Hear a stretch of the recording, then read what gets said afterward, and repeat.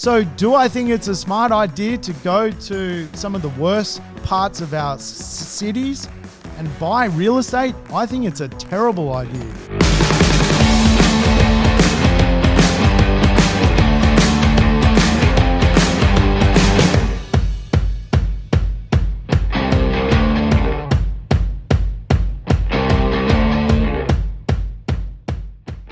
Welcome to the Urban Property Investor. I'm your host, Sam Saggers, here to help you crack the code of real estate wealth.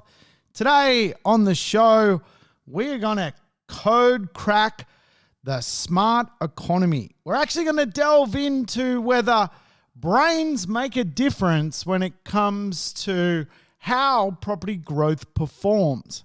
Tell you what, I'm coming to you on a public holiday. It's about 37 degrees where I am sitting. I think I may have sunstroke, but we soldier on, and today we're going to explore something really awesome when it comes to the future of property investment. I think it's so shrewd to stop for a moment and look into how society is actually forming and what areas in society are actually going to be market leaders. As a property investor, pigeon pairing our real estate with market leading trends is pretty smart.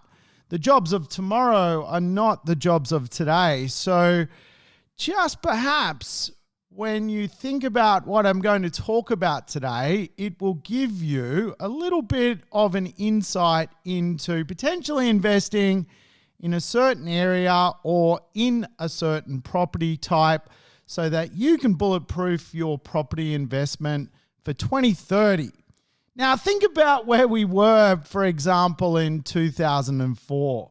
You were probably, if you were alive then, you probably had a phone, and I guarantee you it was probably a Nokia. You were cruising around with a Nokia. It was probably a little flip phone.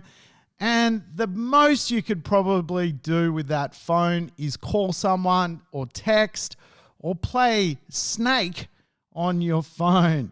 You couldn't really do much with it. But I think when we all had our Nokia phone back in 2004, we probably, if someone told us today we can literally do our job, our office is our phone, we can do FaceTime, we can do so much with our phone, we wouldn't have believed people.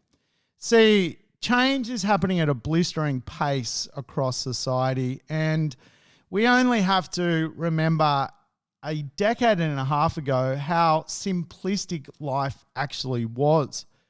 When I started in real estate, to communicate with people, it was the telephone or you wrote them a letter.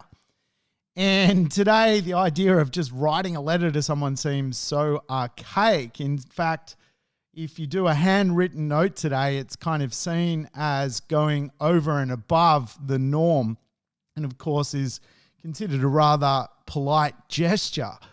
So what will 2030 have in store for us, and why is it important for you as a property investor to heed what I'm saying? Who cares about 2030? I'm here in 2020 and I want to make some money from real estate. Well, sadly, it won't work like that. We have to actually pigeon pair what we buy today, where we buy today, with the economy of tomorrow. Where the hell are all the jobs going? Today in coronavirus, we are seeing jobs across planet Earth being shredded like never before.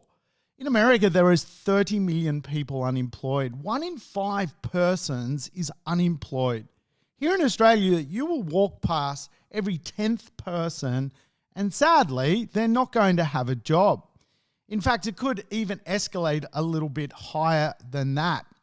So when the economy rebounds, and the government's doing everything they can to try and help a rebound of economics and jobs, we have to pull back the blanket and realize that many people actually may never get a job again in the economy we currently live in.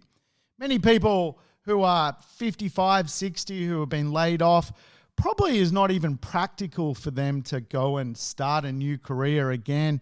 Many Australians and Kiwis will go into early retirement if they're unlucky enough to be part of the economy which is being affected in the broader sense.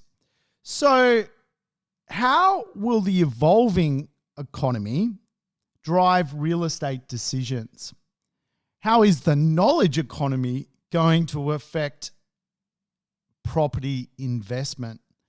These are questions I have, and I've been studying the idea of investing in smart cities where smart people are for quite a long time.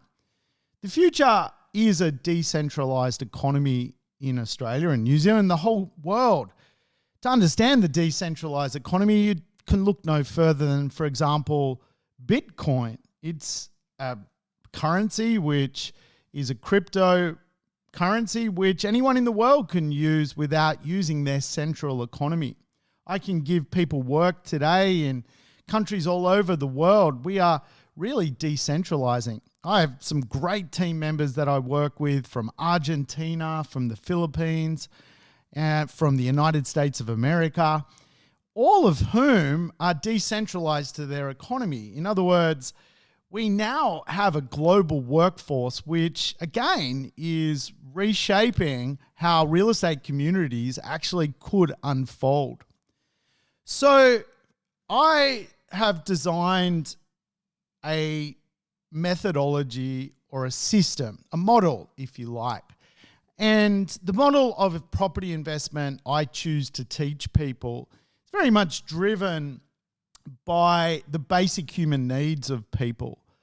In 1943, Abraham Maslow published a theory of human motivation, which went on to be called Maslow's hierarchy of needs.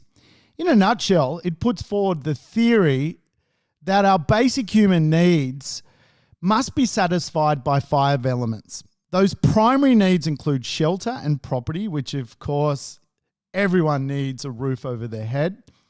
And because of Maslow's hierarchy of needs of shelter, real estate is a great asset class, but it does run deeper than that.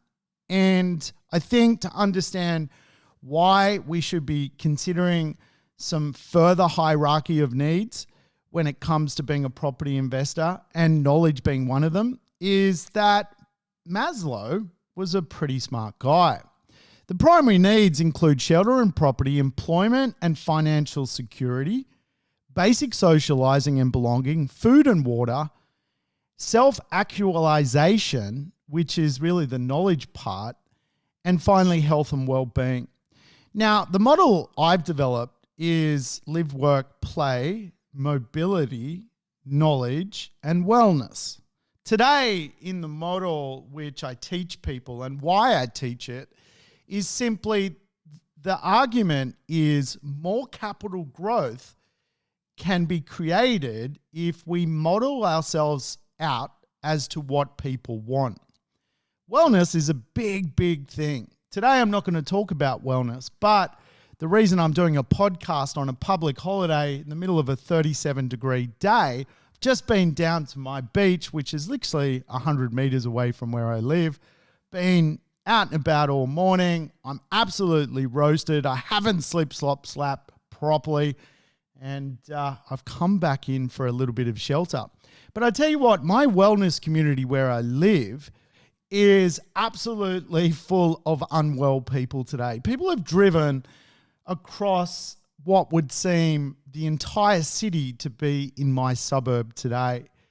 Again, I'm lucky enough to just walk out of my house to my third place, which is an awesome, cool little Sydney Harbour beach. But not everyone has the ability to do that. Again, how valuable are wellness areas into the future? Well, they'll become even more valuable. And that's why wellness is a big part of my model. But today we're not talking about wellness. We're going to talk about knowledge, the idea of smarts and what it means to us as property investors. Now, probably the smartest investor on planet Earth is Warren Buffett. Now, Warren Buffett was recently quoted in saying, only buy something that you'd be perfectly happy to hold if the market shut down for 10 years. How interesting is that statement? Now, we are basically in a shutdown economy because of coronavirus. I tell you what, when I think of that statement, only buy something that you'd be happy to hold if the market was not going to work. That's what he's saying. He's giving us an absolute value bomb with this statement. So I love the idea of investing in things that I would be happy to hold if the market is going to be stagnant. And arguably the market will recover, and we probably will see some broader growth for many parts of the market. But it's those areas where ultra sophisticated demand will go to, which will become extremely valuable into the future. There's a couple of reasons why it's all gelling together. And this podcast is about giving you the recipe of how it all comes together. Where will the growth be? Where will the risk be? These are the questions we now need to ask ourselves as a property investor. Should we just go out and buy any old property? Or should we actually ascertain that much of the economy is at risk? However, where there is risk, there's also growth and value and opportunity. And the idea that Maslow had, which I'm copying, is fairly simple. In the urban behavioral economy, the behavior of the future, there are two extreme ones which are exciting: wellness and knowledge.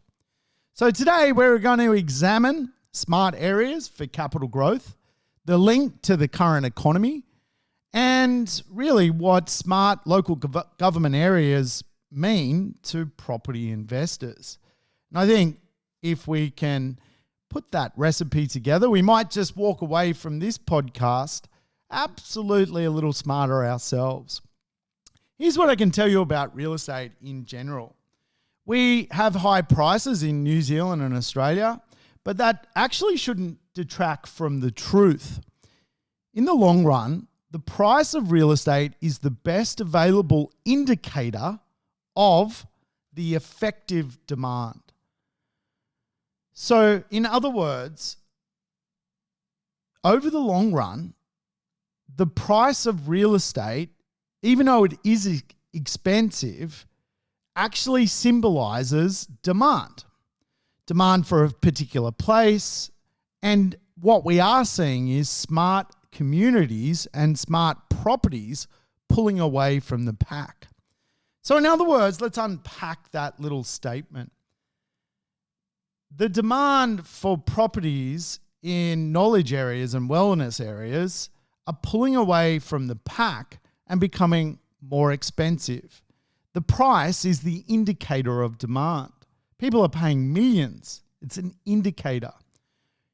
However, as a property investor, we can quite often go to one of the worst suburbs where properties are cheap. And this is always a big argument for property investors. Oh, should I buy something cheap? $100,000, $200,000, $300,000. Well, quite often, the reality is why they're cheap is there is no effective demand for the product. And so we have to understand the best companies in the world, the best properties in the world, have a high price tag because they are actually in demand. As a property investor, I prefer to shop on the high end of the demand section of the market for in the investor range. Let's say investors spend $500, $600, $700, or actually let's start again. Let's say investors spend $200,000, $300,000, $400,000, $500,000, $600,000, $700,000. I generally prefer to shop in that $500,000, $600,000, $700,000 mark because, again, you have to appreciate that no one wants to see themselves at the bottom of the market. The middle of the market is a much better place. More people want to be there, and people will pay the price. Again, shopping for cheap properties that have no connection to future economics doesn't really make sense to me. Now, we have to understand society is morphing. In 1975, when I was born, 11% of the population, 11% had a university degree. So 1 in 10 people, you walk down the street, that person was considered quite intellectually gifted. 90% of society actually had no degree at all. In fact, 90% of society in 1975 was socially engineered for the last industrial revolution. They were engineered to work in factories and work the factory line, so to speak. And of course, people got sick of that, right? They realized that, hang on, maybe I could learn something myself and maybe I could run the factory or I could automate the factory. So when I was born, getting a university degree was not needed. In fact, by the time I left school, really none of my friends still to today have a university degree. We were the class of 92, 93, I can't remember, but 92 I think it was. And none of my friends, like there were 10 of us that were really close in that era, and not one of us went on to have a university degree.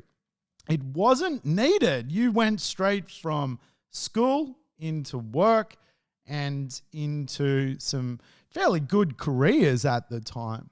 Over the last 4 decades, we've seen that completely switched on its head. 27% of society today has a university degree. And from Gen X, which is my generation, 1 in 4 people have a university degree. In 1975, when I was born, 1 in 10, okay? 1 in 10 in that 70s era. Generation Y, which is the millennials, they are now the big market. The millennials are the biggest market out there today. They make up more of society than anyone. The millennials are out and shopping. They're buying real estate. They're being given grants to get out there and buy something. Gen Y, 1 in 3. We went from 1 in 4 by Gen X to 1 in 3 by Gen Y. But here's the real kicker. The next generation, which is turning about 19 or 20 at the moment, Generation Z, 50% of that generation has now a university degree. They are educated and they are looking to live the educated lifestyle. Now, 100% if you're on Facebook, you probably watch Gary Vee, and Gary Vee is like, don't even get a university degree. You can run out and become like, do anything from Instagram and so forth. It's kind of true for many parts of the university world. I mean, particularly marketing, you're probably better off getting some street knowledge. But can you become a doctor by Instagram? No, of course not. Can you become could you cure coronavirus by being a social influencer? Probably not, right? So let's get real. Education, university degrees, they create smart people. And smart people, of course, can do amazing things for the world.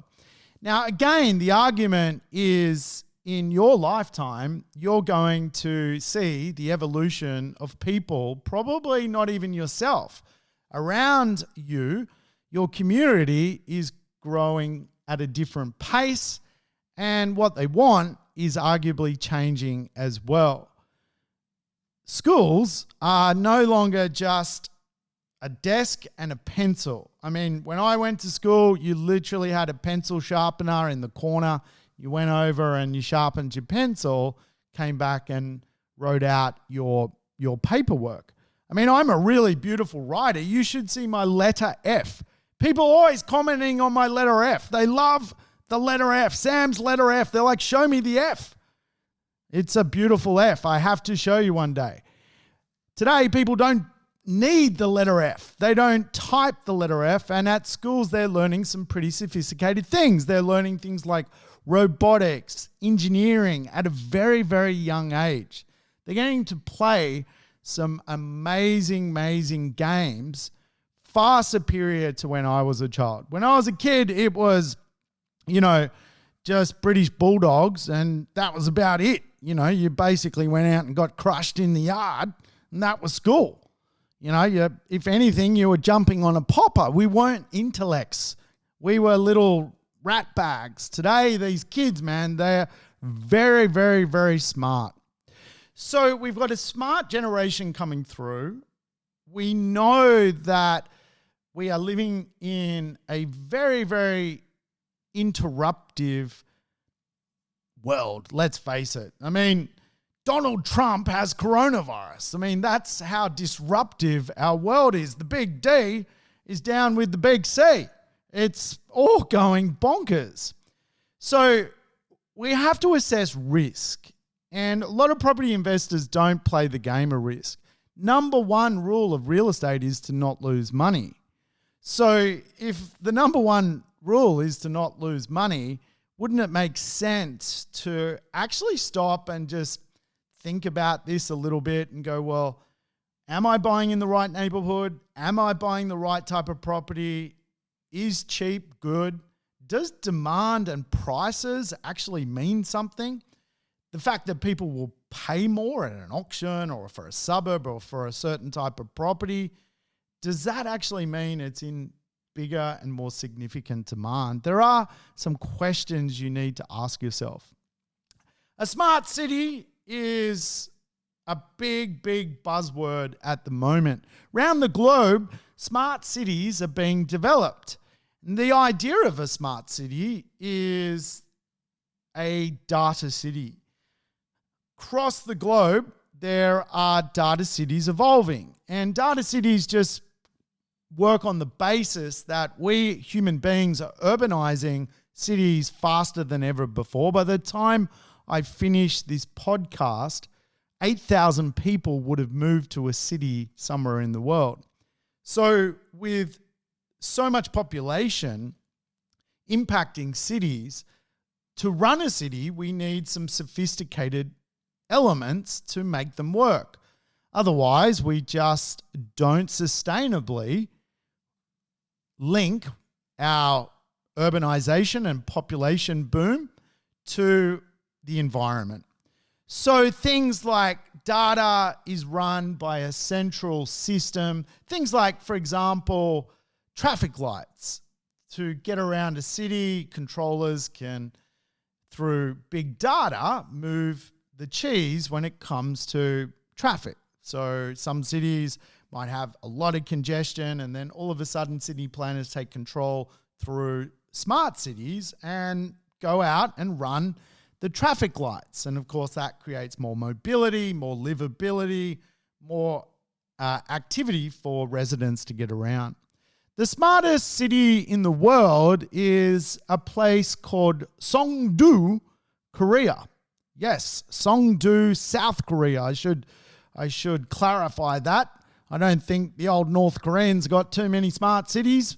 Songdo, South Korea, smartest city in the world. And new city to the world. It sits outside of Seoul, about 55 kilometers from Seoul. And it truly is a marvel of how people can live into the future. The smart city itself, it's a bit like the Jetsons. Anyone ever watch the Jetsons, the cartoon, Meet George Jetson? Probably if you're 40 or something, you remember the Jetsons. The Jetsons was a family that basically lived this sort of robotic lifestyle. They'd press a button, the chicken would be cooked, they'd put their trash in a inclinator and it would be taken down under the world and pushed out to a rubbish dump. Songdo actually is very much like what the Jetsons was back when it was a TV show. Songdo, you have this kind of automated lifestyle of environmental efficiency. In Songdo, if you put your rubbish in the bin, it will actually get robotically taken to be compacted and actually turned into a further energy source. So you've got this kind of like big transformation around the world of energy coming from cities. If we could live in Sydney or Brisbane or Melbourne and what we did created energy, that would be considered fairly smart when it comes to the idea of just being an amazing place to live. The other argument of smart cities is smart by virtue of people. San Francisco is arguably one of the smartest cities in the world. If you look at the university degrees in San Francisco, 43% of people that live in San Francisco actually have a university degree. That is much higher than any other part of the USA. In fact, you can go to New York City and we are at 35%. San Francisco is the knowledge center of the world. It really is one of the smartest cities of the world by virtue of having smart citizens. And the correlation of real estate prices in San Francisco and smart citizens is exponential. To own real estate in San Francisco, you need a fair bit of dough now to play the game. And again, just more demand, higher prices, and of course, smarter people with higher paying jobs. That is really the idea of a smart location. And I'm a big believer in investing in smart locations. If you had bought in San Francisco before all the smart residents arrived, you would have made an absolute monumental amount of money. Before Apple came, before Microsoft came, before Google came to Silicon Valley, you obviously had fairly good real estate prices. And of course, then the tech booms came. And today the tech companies run the world. And because they run the world, they've got the biggest revenue. And because they've got the biggest revenues, they can pay the high amount for tertiary or university degrees. And hence why we see so much skilled migration into, for example, San Francisco. The top cities of America, Washington, San Francisco, San Jose, Boston, New York, Seattle, these are all highly skilled cities. And where you find skill, you find a correlation of property values increasing. So we want to be a property investor who gets property values that increase. So if our cities are going to be flooded at a broad level with skilled people, well then broadly we should all win. But here in Australia and New Zealand, it's not really going like that. We're finding that smaller areas are being clustered with smarter people, and those smaller areas in our cities are becoming even more and more expensive. The argument I have for you is to consider buying in those knowledge precincts and going for the capital growth ride along the way. The global market of smart cities is huge. It is going to be a $1 trillion market of places like Songdo, South Korea. And of course, you're going to see the correlation of the wealth effect in these areas. For me, what matters today isn't where most people will settle. It's actually where most skilled people will settle. That is what is important to me. I don't care that immigration is bringing more people into a city. I care where the skilled part of that immigration is going within the city. It's a big difference. A lot of property investors will invest in areas based on population growth. Of course, all that population growth is the inequity or the inability for people to be able to keep up with where most demand is. So they go to less expensive parts of our cities as part of a population shift. The skilled don't. The skilled go where the hospitals are, where the universities are, where the cities are, where the innovation centers are. And the skilled do that because the skilled have money to play the game. They are part of the future economy. If you look at the productivity map of our cities, you will find that our big areas like Sydney and Melbourne and Brisbane and Melbourne, Perth, you're going to find that there's productivity centres in our cities. Most of them, again, are located around the hospitals, the big universities, the big cities, the innovation centres. This is where the skilled is being linked to the next economy or the current economy, which one could argue is the knowledge economy. Now, why I'm so excited by knowledge and I invest in knowledge precincts for owning real estate as a buy and hold property investor is really knowledge is the economy to bet on. Of course, if you went back 100 years, you would have bet on energy, oil, you would have bet on the magnates of industry around resources. Today, resources is a moot point. Everyone argues over resources. We have wars around the world over resources, but fundamentally, it's a moot point today. Oil is washed up. It'll eventually be succeeded, and technology is taking us there. I mean, Tesla is flying to outer space. I mean, that's how crazy. Elon Musk has sent rockets up with NASA to outer space. Amazon will have more satellites floating around the world than governments. We are absolutely going into a knowledge sector of the community. And of course, because that is a big part of the future, we are actually going to need to think about, well, where will the knowledge workers be? How will they interface with communities? Knowledge is now in manufacturing. Today, manufacturing in Australia is not creating some socks or a t-shirt. It's manufacturing robotics that fly rockets to the moon. This is the skilled version of manufacturing, the skilled economy. And of course, we've been through the big powerhouse weapons of business, the Kerry Packers, the Allen Bonds of the world in Australia. Today, the biggest companies of the world, again, have huge prices. Apple, Amazon, Microsoft, these companies run the world today. I always say Facebook runs my company. I don't run my company anymore. If I want to lead or some new business, the only way to interface with people is on Facebook.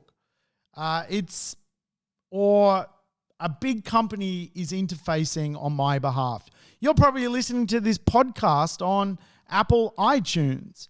Apple is effectively now controlling my business.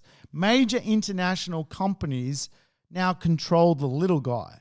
And the little guy is really pounding the pavement for those big companies. So we have to appreciate coronavirus has taught us that there is now a permanent, almost not employed class. Coronavirus has taught us that the keyboard warrior is absolutely safe in the digital or phygital world. And I've done a great talk on Phyginomics. Go back a few podcasts. The keyboard warrior, the office worker, the knowledge worker is absolutely safe. The permanent, almost not employed class is out every day having a go at the coffee shops, at the restaurants, at the local kiosk. And this class is got a job today, but will this class have a job tomorrow? Could things be automated? Could things be transformed by virtue of the fourth industrial economy? We know that society is being split in two. We know there is social decay occurring. The stepladder of life is being halted, transformed, and tipped upside down.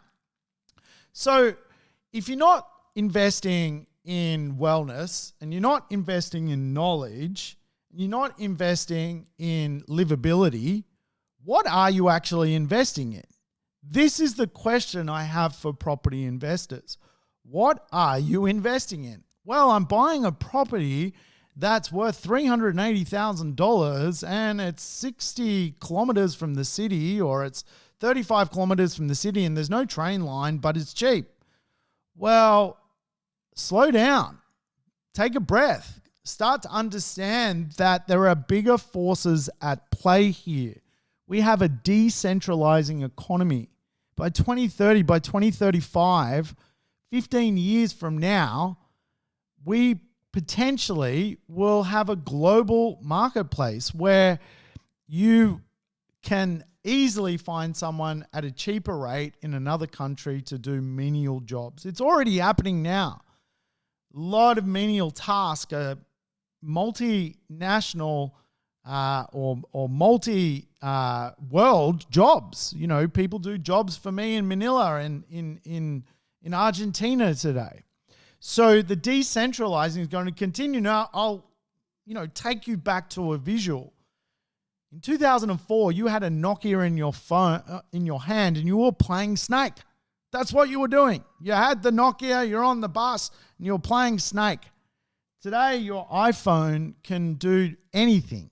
It is the most powerful device that has ever been invented. The transformation 15 years from now will even supersede anything we've seen today. We are introducing 5G into the community. We are going to see a massive impact of transformation of wealth to knowledge. And that is the one thing I want you to walk away from this podcast. The transformation of wealth to knowledge is absolutely unfolding. We live in a time of zero overhead growth. It costs nothing to do this podcast and put it on iTunes. Zero overhead. Once upon a time, I'd need 5 people here shooting me in a studio, recording me. Zero overhead. I can compete with Today FM, Oz Stereo Network. I am literally, with my podcasts, on some days, top 20 podcasts in business in Australia. I am competing with the establishment that have big wages, big overheads. They have to pay radio hosts. They have to pay rent. I'm working from my home, zero overhead, doing a podcast. Don't underestimate the value of investing in knowledge communities. They are going to disrupt the real estate marketplace. The energy storage capabilities of just your iPhone is fundamentally going to transform society. There are 5 major disruptors in tech: DNA sequencing, robotics, energy storage, artificial intelligence, blockchain tech. These are decentralizing economics. They are transforming the way everything works. So do I think it's a smart idea to go to some of the worst parts of our cities and buy real estate? I think it's a terrible idea. And people will probably ridicule me for saying it, but I absolutely think you're investing in the wrong part of the economy. The right part of the economy is where the knowledge is centered, and knowledge companies run the world. You know, Amazon, Microsoft, Apple have more GDP than Australia. They have more GDP than India. There is 1 billion people in India. You've got more gross domestic product than India. These companies are huge, guys, and they are monopolizing the world. You will, in the future, get a Google home loan. You will get an Amazon credit card. Google has applied for a banking license. And it's no wonder why, because they have all the data. They can see all of your particulars.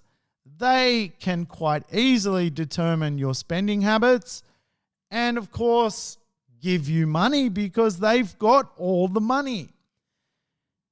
You have to think smart. Remember what Warren Buffett said, if the market was to stop for 10 years, what real estate would you hold?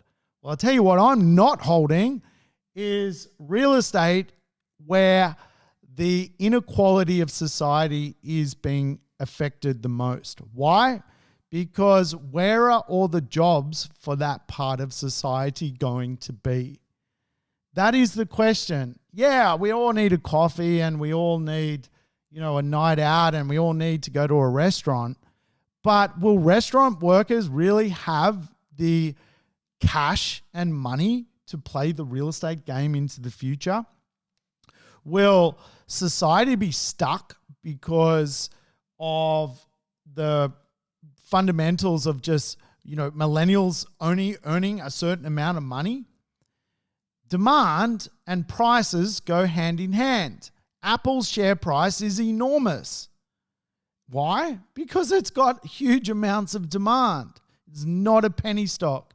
If you treat real estate like finding a penny stock, you're going to end up penniless. That is a real prediction. Don't mess with this stuff. Livability, lifestyle, mobility, live, work, play. These are some of the names you have to acquaint yourself with. If you want my model, I'll send it to you. All you got to do is see the visual of the model and go, am I buying in a wellness area? Am I buying in a knowledge area? Am I buying livability? These are the things that are going to safeguard you. Livability is buying next to the beach. I'm 45 meters to the beach right now. As soon as this podcast is done, I'm going to go cool off in the harbor. I'm going to jump in the water and freshen up. Livability. I have a very livable lifestyle. Most people don't have a livable lifestyle. The demand wants a livable lifestyle.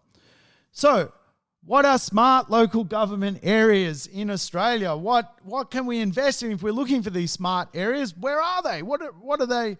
Where do we find them? And I'll bring it back to what I said before. What matters today isn't where most people settle, but where the greatest number of the most skilled people settle. This is the most important lesson. This is the value bomb. You have to go where the most skilled people are settling. Now, smart local government areas, and I'll explain what a local government area is, because here in Australia, we have this fetish of saying a city's in a city, right? It's like really weird. So we got Sydney, and then in Sydney, we've got the city of Manly, or we've got the city of Ryde, or we've got, and so they're not actually cities. They're just suburbs clustered. So you'll get like 10 or 15 suburbs clustered together, and they will call it, the Shire of Manly, or the City of Manly, or the City of Parramatta. And of course, it's just a terminology. The big city is Sydney. The little place is the local government area. So for ease of understanding, I think it's really important to consider what local government areas are really strong when it comes to skill and really going through that San Francisco effect. More tertiary people living in them, higher skilled economy, more money coming into that economy. Suburbs are just economies.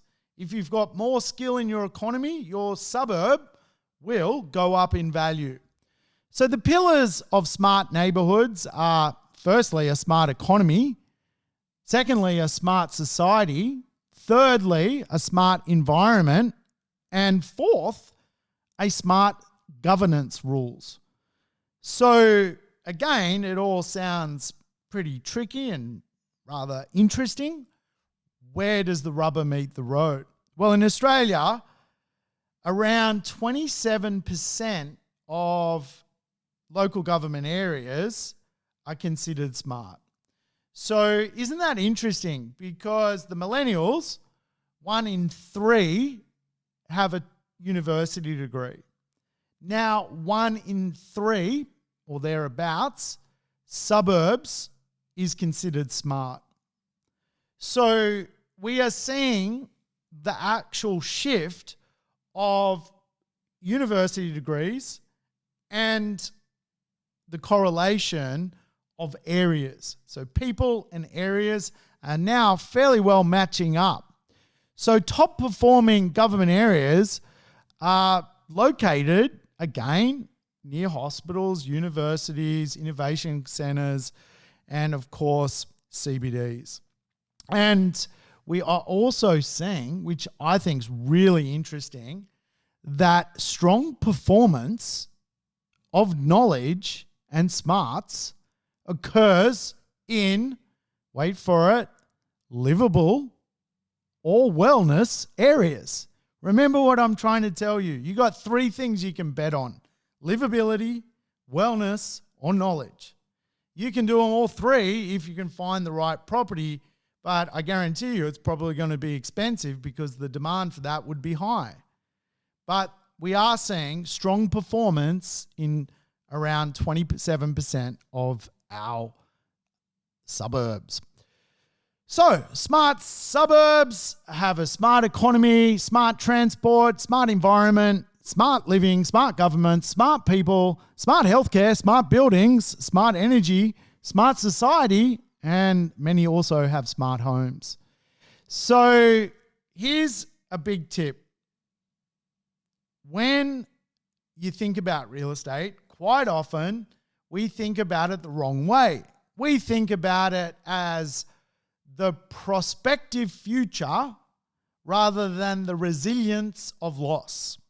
For me, I am all about betting on the resilience of loss rather than the hope of a penny stock becoming Apple. The resilience is betting on Apple. Remember, live, work, play, mobility, wellness, knowledge are part of my urban behavioral economy model. I can easily show you how it works. When we track smart cities, we also note that there are some pretty gun pockets. Now, I've invested in smart cities, and when I say smart cities, there I go again, smart suburbs, because obviously Parramatta's in Sydney. You can invest in Parramatta and it's a city, but it's actually a suburb. Bit confusing. So I've invested in smart suburbs or smart local government areas. In fact, I've invested heavily in one of the smartest local government areas in Melbourne. That area is the city of Yarra. It's an innovation city. The city of Yarra has suburbs like Fitzroy, Richmond, Cremorne, Abbotsford, Carlton. They are gun suburbs, but they are also part of a really interesting city. That local government area is poised to, again, create more jobs in innovation.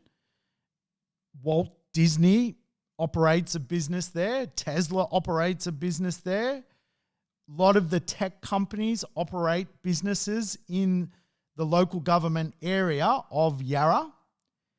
So it is an innovation cluster. In other words, innovative companies position themselves next to each other in this local government area. So I bought there and settled a property 2019, I think early 19. And by the start of 2020, I'd made around 100,000. Now, the rest of Melbourne hadn't necessarily gone up by around $100,000 or about I think it was about 15% in value. But the smart area of this precinct had. So again, I think we're starting to see the splitting of the atom here, that smart areas will get further and better capital growth because, again, more university degrees, higher wages, more growth in wages, the ability for people to pay more for what is in demand. No one is rushing out to the boonies to buy a property because it's not in demand. No one wants the 1960s apartment 25 kilometers from the city because it's not in demand. People are even avoiding many knockdown properties in middle suburbia because they're no longer in demand. All of a sudden, where people can live local, and if they are living local to innovation areas, smart precincts, they will spend on real estate. The smartest precinct, according to studies, the smart city studies here in Australia, North Sydney, Willoughby, Mossman. I mean, have you driven through Mossman lately? You can tell this is a smart neighborhood. There is a lot of money in that particular neighborhood, a lot of wealth. Now, the correlation, of course, is Mossman is a tricky one, right? Mossman Sydney is expensive. We want to find an emerging Mossman Sydney so that we can create some wealth from it. So places that bring people together, diverse talent, accelerate the economic evolution of people. And innovation or smart neighborhoods do this. So for me, I am investing in the top 100 smart neighborhoods. I'm doing it for a reason. I think they will perform well in the economy of tomorrow, into the economy of the future. So check them out. Maybe they're for you, maybe they're not. But I can assure you, society is going to be split, and you don't want to be betting on the almost not having a job part of the marketplace. Of course, we are seeing the evolution of smart homes, and smart homes can happen anywhere. I really love smart homes. I'm also investing in the idea that, well, people will be prepared to pay more rent into the future if they have a technology-based property that they can rent off you. Things like having access to electric car charging, things like having home automation. These are all elements which are starting to reframe society. So I tell you what, guys, I hope you've enjoyed the podcast. I hope I get to speak to you soon and talk more about property. I'm going to duck down to the beach and have a bit of a swim, cool down from the podcast. Tell you what, it's about 300 degrees where I'm sitting. I feel like I'm baking in an oven. I'm like a chicken baking. But I've enjoyed the show. Hey, until next time, Sam Saggers signing off. Thanks for tuning in to the Urban Property Investor. To never miss an episode, make sure you subscribe to the podcast on your favorite app or on YouTube. And I would love it if you could give the show a rating and share it with your friends and family. In between episodes, you can always keep in touch with me by connecting on social media over Facebook, Instagram, or LinkedIn. Until we meet again on the next episode of the Urban Property Investor, take care and bye for now.